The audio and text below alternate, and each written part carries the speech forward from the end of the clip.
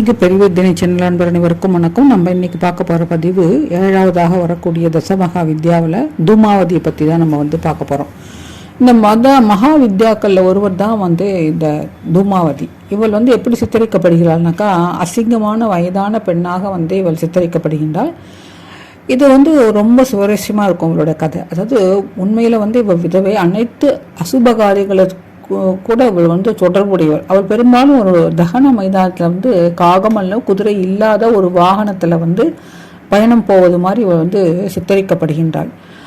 இவளுக்கு என்னன்னாக்கா, இவள் கொட்டக்கூடிய அந்த புகையிலிருந்து பேய்களை கொல்ல இவளால் கொல்ல முடியும் அப்படின்னு புராணங்கள்லாம் சொல்லுகிறது.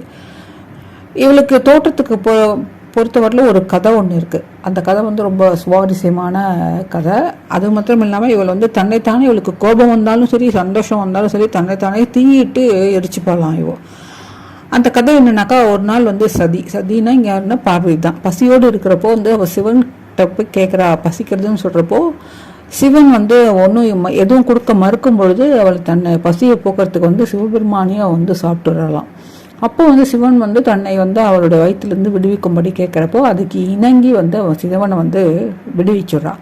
அந்த மாதிரி வெளிவந்த சிவன் இவர் மேலே கோபப்பட்டு இவளை சபிச்சு ஒரு விதவியாக இருக்கும்படி இவளை சபிச்சுடுறா. அதனால தான் அவளுக்கு இந்த வடிவம் வந்ததாக சொல்லப்படுகிறது. நம்ம இந்த வடிவத்தை வச்சு இந்த சுவாமியோடனா நமக்கு என்னடா வரும் அப்படின்னு நம்ம இந்த தோற்றத்தை பார்த்து நம்ம ஏமாந்து படக்கூடாது. இந்த தூமாவதியை வழிபடுறதுனால என்னன்னாக்கா, நல்ல அறிவை வழங்கக்கூடிய வழிவள். அது மாத்திரமல்ல, பிரச்சனையிலிருந்து மீட்டு வருவதற்கான வழியை காமிப்பவள். அப்புறம் நல்ல நல்ல வரங்களை எல்லாம் அளிப்பான் அப்படின்னு சொல்லப்படுகிறது. இதுதான் இந்த தசமகா வித்யாவினுடைய தூமாவதியினுடைய ஒரு வெளிப்பாடு.